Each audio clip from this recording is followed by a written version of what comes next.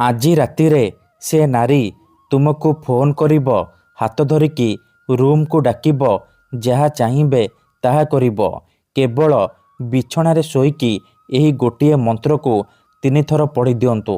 ଆଜ୍ଞା ହଁ, ଆପଣ ସମସ୍ତଙ୍କର ଇଚ୍ଛା ଥିବ ସୁନ୍ଦରୀରୁ ସୁନ୍ଦରୀ ଝିଅକୁ ପଟେଇବା ପାଇଁ, ସୁନ୍ଦରୀ ବିବାହିତା ଭାଉଜକୁ ପଟେଇବା ପାଇଁ, ତାଠାରୁ ନିଜର ମନ ମୁତାବକ କାମ ହାସଲ କରିବା ପାଇଁ। କିନ୍ତୁ ଇଏ ଏତେ ସହଜ ନୁହେଁ।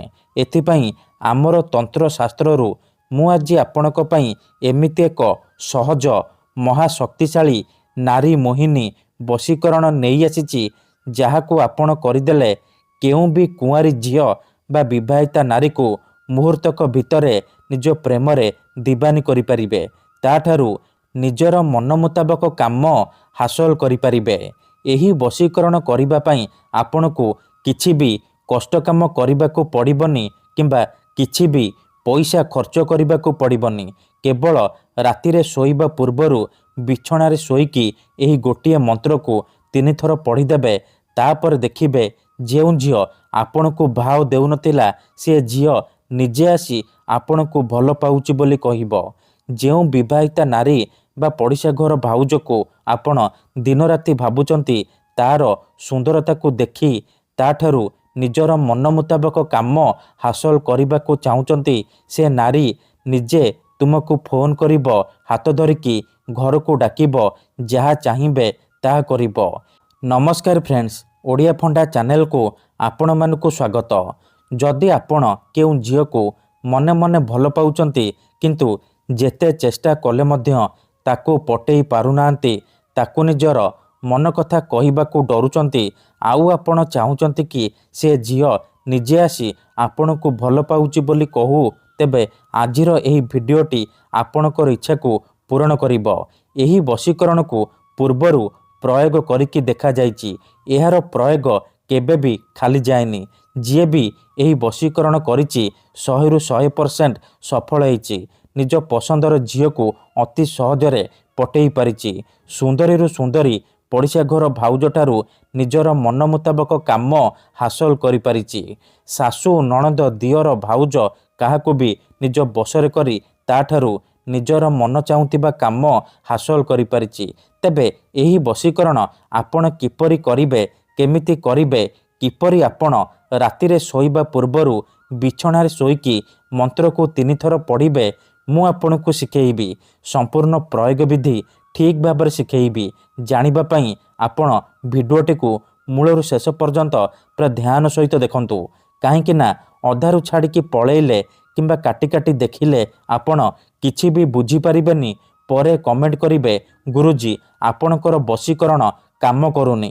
ଦେଖନ୍ତୁ, ମୁଁ ଆପଣଙ୍କୁ ସବୁ ଭିଡ଼ିଓରେ କହୁଛି, ଯେଉଁପରି ଆପଣ ଭଗବାନଙ୍କୁ ମାନୁଛନ୍ତି, ଭଗବାନଙ୍କ ଉପରେ ବିଶ୍ୱାସ ରଖିଛନ୍ତି, ନିଜର ସବୁ ଦୁଃଖ କଷ୍ଟ ଅସୁବିଧା ଭଗବାନଙ୍କୁ ଜଣାଉଛନ୍ତି, ଯଦି ସେ ଅସୁବିଧାର ସମାଧାନ ନ ହେଲା ତାହାର ମାନେ ନୁହେଁ କି ଭଗବାନ ନାହାନ୍ତି। ସେହିପରି ମନ୍ତ୍ର ତନ୍ତ୍ର ହୁଏ, ବଶୀକରଣ କାମ କରେ, କିନ୍ତୁ ଏହାକୁ ଆପଣଙ୍କୁ ସିଦ୍ଧ କରିବାକୁ ପଡ଼ିବ। ପ୍ରୟୋଗ ବିଧିକୁ ଠିକ୍ ଭାବରେ କରିବାକୁ ପଡ଼ିବ। ମୁଁ ଆପଣଙ୍କୁ ଯେମିତି ଶିଖେଇବି ଆପଣଙ୍କୁ ଠିକ୍ ସେହିପରି କରିବାକୁ ପଡ଼ିବ। କିଛି ବି ଭୁଲ ଭାଲ କରିବେନି, ନହେଲେ ଆପଣଙ୍କର ବଶୀକରଣ କାମ କରିବନି। ପରେ ଆପଣ କମେଣ୍ଟ କରିବେ, ଗୁରୁଜୀ ଆପଣଙ୍କର ବଶୀକରଣ କାମ କରୁନି। ତେଣୁ ଭିଡ଼ିଓକୁ ପୁରା ଧ୍ୟାନ ସହିତ ଶେଷ ପର୍ଯ୍ୟନ୍ତ ଦେଖନ୍ତୁ। ପ୍ରୟୋଗ ବିଧିକୁ ଠିକ୍ ଭାବରେ ବୁଝନ୍ତୁ। ତାପରେ ଆପଣ ଏହି ବଶୀକରଣ କରିବା ପାଇଁ ଯିବେ। ଠିକ୍ ଅଛି?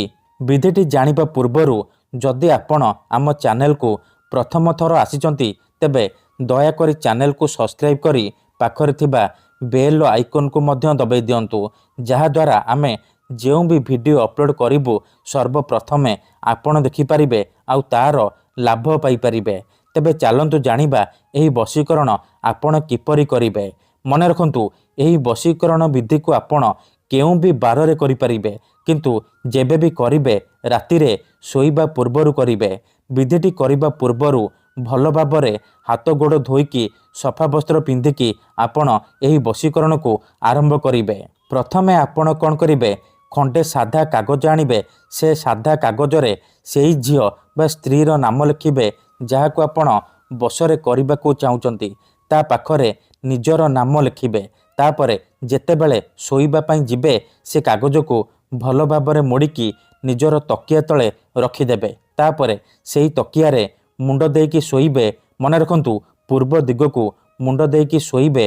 ତାପରେ ଆଖି ବନ୍ଦ କରିକି ସେଇ ଝିଅ ବା ନାରୀକୁ ମନେ ମନେ ଭାବିବେ, ତାର ମୁହଁକୁ ନିଜ ମନରେ ଭାବିବେ।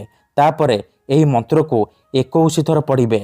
ଓମ୍ କ୍ଲିଂ କାମଦେବାୟ ଆମୁକଂ ବଶୀକରଣ କରତି। ଆମୁକଂ ଜାଗାରେ ଆପଣ ସେ ଝିଅ ବା ନାରୀର ନାମ କହିବେ ଯାହାକୁ ଆପଣ ବଶରେ କରିବାକୁ ଚାହୁଁଛନ୍ତି। ମନ୍ତ୍ରକୁ ଆପଣ 3 ଥର ପଢ଼ିବେ। 3 ଥର ମନ୍ତ୍ର ପଢ଼ି ସାରିବା ପରେ ପବନରେ ଗୋଟିଏ ଥର ଫୁଙ୍କିଦେବେ। ତାପରେ ଆପଣ ଶୋଇପଡ଼ିବେ। ସକାଳୁ ଉଠିବା ମାତ୍ରେ ଆପଣ ସେ କାଗଜକୁ ନେଇକି ଘର ବାହାରେ ଜାଳିଦେବେ।